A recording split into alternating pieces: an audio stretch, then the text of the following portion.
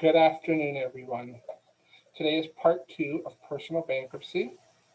We'll be discussing bankruptcy scenarios. For those of you that have joined me last week, I thank you so much for coming again, and I certainly hope you'll use the live chat feature to discuss with me any questions you might have.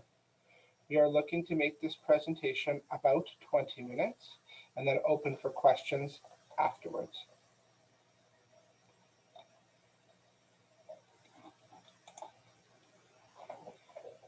Just to remind everyone, the purpose of the legislation under the Bankruptcy and Insolvency Act is to provide individuals financial rehabilitation and to allow people the opportunity to shed the debt.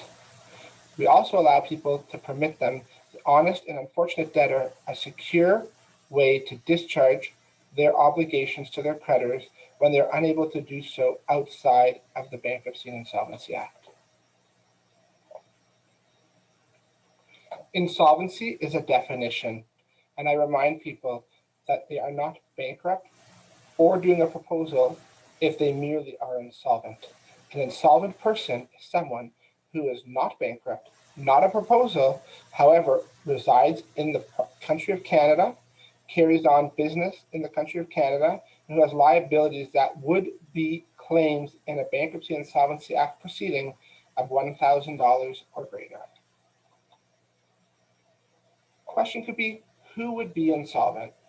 An insolvent person is someone who is unable to meet their debts as they ordinarily come due, has ceased paying their obligations in the ordinary course, and the total sum of the person's property is less than that of what they owe to outside individuals, with the exclusion of their mortgage and car payments should they wish to keep their car. I do want to just bring up 3 additional definitions that I suggest people keep in the back of their mind as we go through this presentation.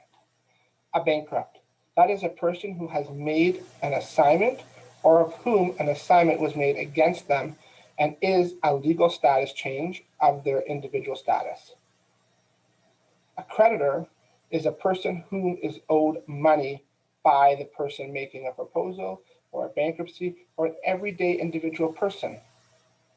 A proposal is a formal arrangement, as we discussed last week, in which there is a new contract with the debtor and the creditor, so that way they can have a future of repaying the debt in a new amount. I'll remind you of the options available to individuals and how to deal with their debt. There's the bankruptcy, there's a proposal, both of which are offered by a licensed insolvency trustee such as Goldhar and Associates and myself. There's a debt management plan, which is offered by non-profit credit counseling agencies. There's an informal settlement option, which can be done by a licensed insolvency trustee or a paralegal working for a lawyer. There's also budget management. That just comes from calling a place like Goldhar and us helping you through your situation, or calling a debt consultant, nonprofit credit counselors. We all can help you budget. And unfortunately, some people will do nothing and continue to have the debt problems. Common reasons for which an insolvency process might be initiated. That would be a bankruptcy or a proposal. There's employment or income issues. Currently with the pandemic and there being a lockdown in some regions of Canada, some individuals might have lost their employment, and if they don't qualify for government subsidies, they might not have an ability to repay their debt. Their option would be to call somebody like myself. Some folks have money management issues. They just need to speak with one of our free credit counselors to learn how to budget, and they'll be right back on their way.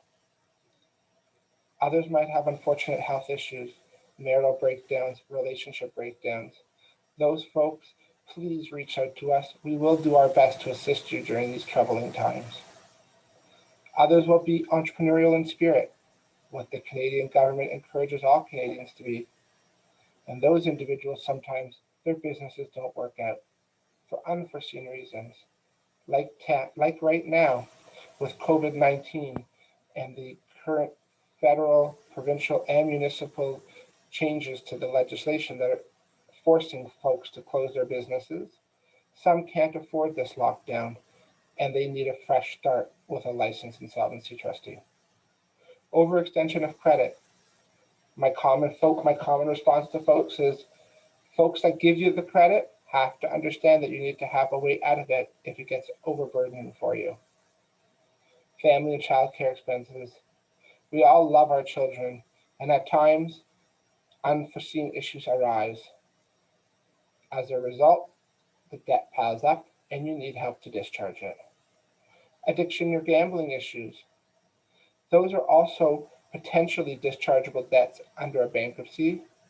However, you might be required to attend some sort of counseling session in order to show that you're doing your very best to not have that issue again.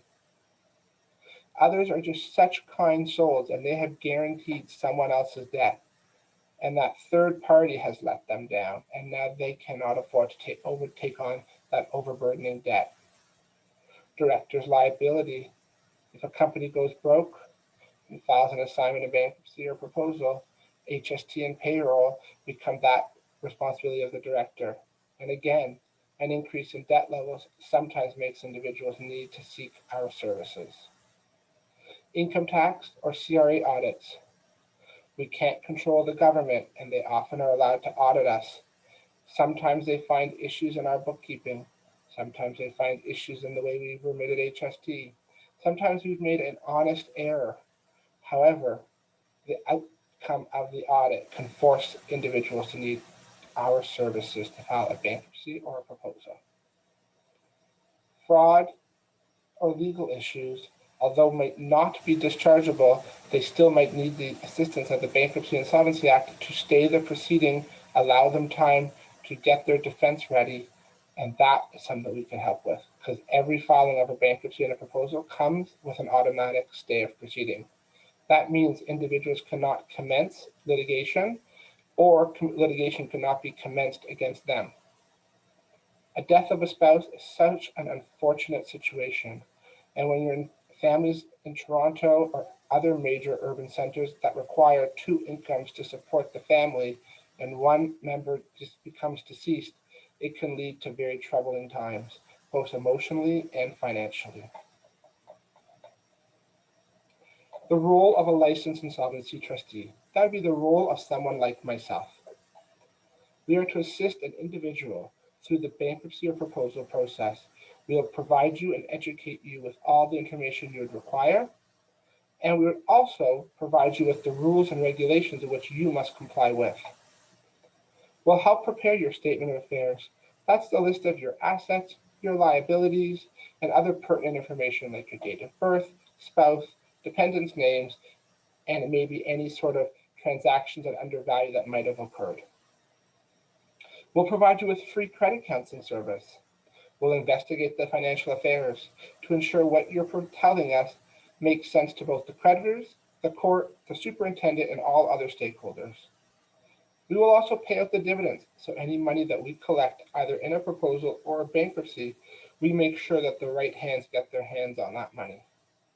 We comply with all the rules, directives, BIA requirements, and regulations by the superintendent of bankruptcy. As a reminder, we are officers of the court. That makes us very trustworthy, and it makes us the people to turn to when you have a debt problem. I'm now going to switch slides to the bankruptcy process.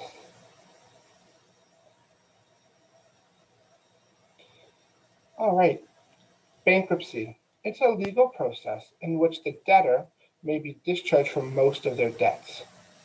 There are some non-dischargeable debts, which we will see in a few slides from now. In a bankruptcy, the debtor assigns all their assets to us.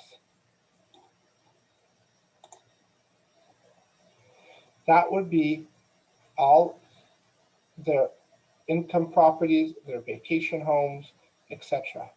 However, I do reiterate, people can keep their homes and cars and investments as long as they pay back the equity. That means they pay back the cash that would otherwise be available to creditors. Trustees do not want your things. It's a process. So please just work with the trustee and we will try our best to make sure you keep your prized possessions and we get the cash to distribute to the creditors from those prized possessions. You'll have a requirement to attend 2 mandatory credit counseling sessions. They are done today via Zoom due to the COVID-19 outbreak, and we are required to make sure that they are completed in a timely manner. You need to report your income and expenses to the trustee on a monthly basis. I always tell people, print out your bank statement, send it to us. It makes it so much easier because we can see all the income coming in. The length of time in bankruptcy varies depending if it's a first-time bankruptcy, a second-time bankruptcy, a first time with surplus, a second time with surplus, a third time requiring court attendance, and life always throws curveballs. So try not to be too upset. Take it as it comes. I always tell people, if you can get a job, take a job. Even if it requires your bankruptcy to take a little longer, you're always happy to pay back the creditors as much as you possibly can. That was your initial response when you took the loans, and we're just trying to make that happen for you.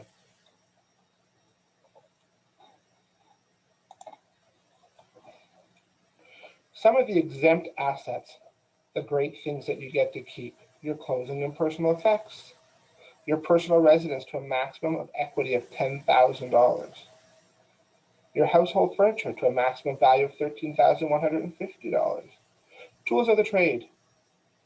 So what I tell people is, if you're a carpenter or if you're a plumber and you have specific tools that you need to do your job, we're not taking them and you don't have to pay us for them. You get to keep them so that way you can continue to earn an income, and that way you can continue to make surplus payments to your creditors and pay them the most you possibly can. Your motor vehicle, up to $6,600 worth. So if you have a free and clear car that's worth $5,000, you get to keep it.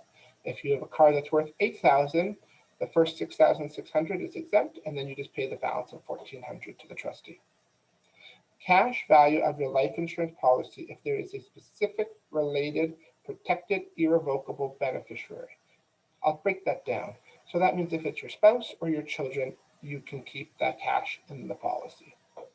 RRSPs and RRIFs are exempt for contributions that have been made longer than 12 months ago. So that means if last month you put in $5,000 to RRSP and you go bankrupt this month, we would have a right to the $5,000 as trustee. But if you put it in 5 years ago, it would be exempt from seizure. Property held in trust for others. There would need to be a valid trust in place, and I would suggest you speak to a licensed lawyer who specializes in trust law. Surplus income. I was alluding that times of bankruptcy are dependent on your surplus income calculation. Surplus income is what the Canadian government says is the basic necessity for all Canadians to live on, and they don't go by region, it goes by the country. So a family of one is allowed $2,243 for a family of one. Family of two is $2,793, and so on. What I would suggest to folks is don't try to make less than that. It's very hard to live. If you can make more than that, be happy that you're going to pay something back to the creditors.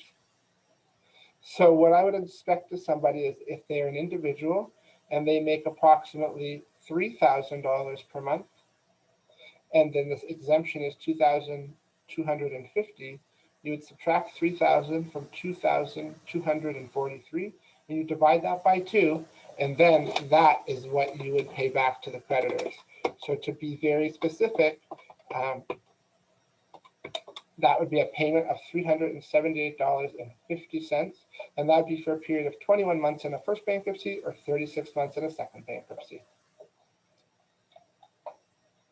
Discharge of the bankrupt. As we discussed, it's 9 months for a first-time bankrupt, no surplus, 21 months if you have surplus, 24 months if you're a second-time bankrupt, no surplus, or 36 months if you have surplus. If you're a third-time bankrupt or more, you will need to attend court for a disposition hearing. Income tax debt over $200,000, representing 75% or more of the bankrupt's total unsecured debt, will also require a discharge hearing, regardless of how many times you've gone bankrupt. Debts not released in bankruptcy are found under Section 178 of the Bankruptcy and Insolvency Act. The types of discharges that we are able to obtain at court. If you don't get an automatic from the trustee, then you'll be looking for an absolute discharge at court. That means you get to court, the court's happy with what they see, the trustee and the bankrupt are both on the same page, the court will stamp a piece of paper and you're on your way, you're discharged. Suspended, it's like being suspended in school. You're told you need to stay here for a specific period of time, and with the specific time passing, you will get your discharge automatically without returning to court. A conditional order just means that there's conditions attached to the discharge order. So that could mean you have to pay some more money to the bankruptcy estate. That might mean you need to stay in bankruptcy longer and pay some more money. It might mean you need to reattend, you need to have some more counseling, all those types of things. Anything that you can consider a condition, that's what will happen. A refused discharge means that the court does not feel you're ready for your discharge. However, you can reapply after 1 year to vary that order. Debts not released in bankruptcy. That would be court orders, fines, or penalties. Award for damages in civil proceedings, alimony support or maintenance, debts arising out of fraud or misrepresentation, student loans that are less than 7 years old. There are some exemptions. After 4 years, there are times you can apply to the court and see if they will discharge that debt. But the general rule of thumb is if you haven't been out of school for 7 years, you have to make the payments back to the student loan provider. However, that's the government student loan program. If you have private banking student loans, those are dischargeable at any time. They are just a traditional loan. So when we say 7 years of student loans, we mean the government issued student loans. Same as in a proposal, we really encourage creditor participation. That's what the superintendent of bankruptcy has requested of us, and that's what we try to do to make it work for everybody.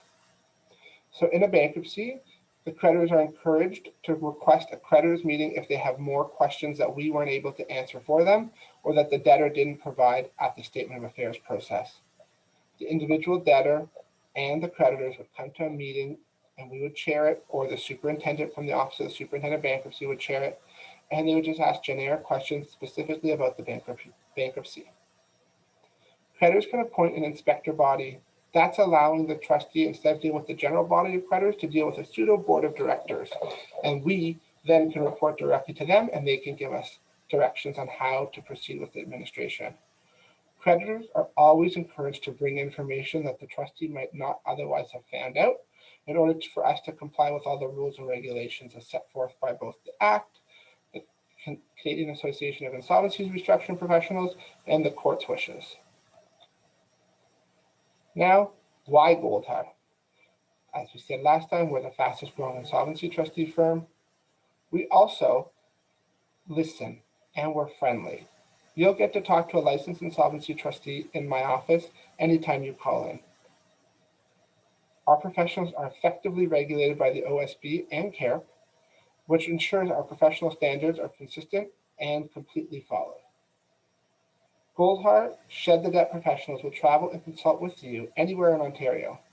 We are able to meet in person, via video link, or over the phone, or via email. I really encourage you to follow us on any social media platform. We're on Facebook, Twitter, Instagram, Shed the Debt handle. If you have any questions at this time, I'd be happy to answer them.